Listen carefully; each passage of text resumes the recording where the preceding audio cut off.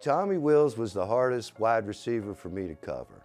He was big, he was strong, he knew when to make the break, he was well coached, and that's why I always pulled his flag before he caught the ball, and he'd get pissed off at me. He caught everything that was thrown to him. I mean, he didn't always have the best quarterbacks to throw to him, but he made whatever they had there, he made them better. You had to recognize when you played them, you had to have your defense ready to cover him because he would tear you up. Couldn't ask for a better teammate. All aspects of the game, blocking, route running. If the ball was near him, he was catching it.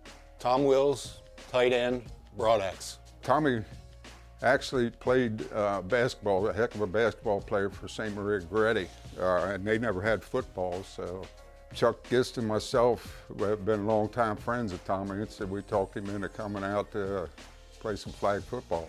I had worked shift work before, so I was not really available on Saturdays, and they talked me into coming out, and one time, and I was hooked. I loved the camaraderie of the guys, and I never played football before. You know, I pick up football, but nothing, anything that was organized like that.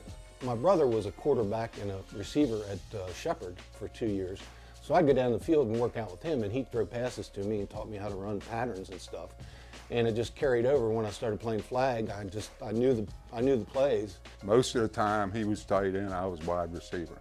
And the combination, I mean, a lot of times our patterns crossed. Well, I like to go across the middle.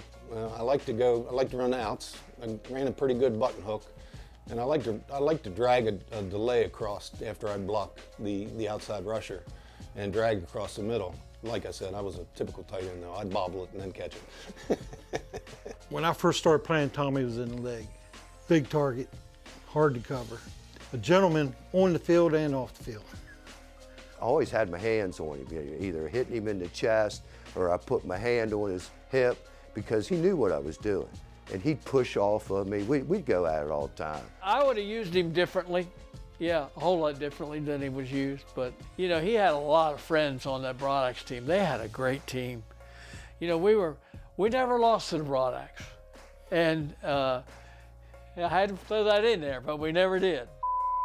Did you guys have any fun together off the field? Oh yeah, we partied all the time. I mean, when you had a sponsor like the Broadax, the Winterburns always gave the players' first 2 drinks was on the house, and there was many a time that we closed the Broadax. Recuperating was always a hard time. It wasn't so much as being banged up and all, you know, it was the fact that we partied just a little bit too hard back then.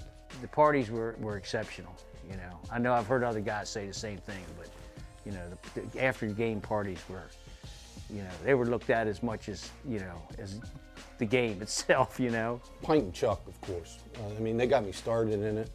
I really, and all the teammates, all the guys that I met through the years, I don't think we ever had anybody on the team that was not a team player. And you know, we wanted to win, but if we didn't win, we drank it off down at the Broadax.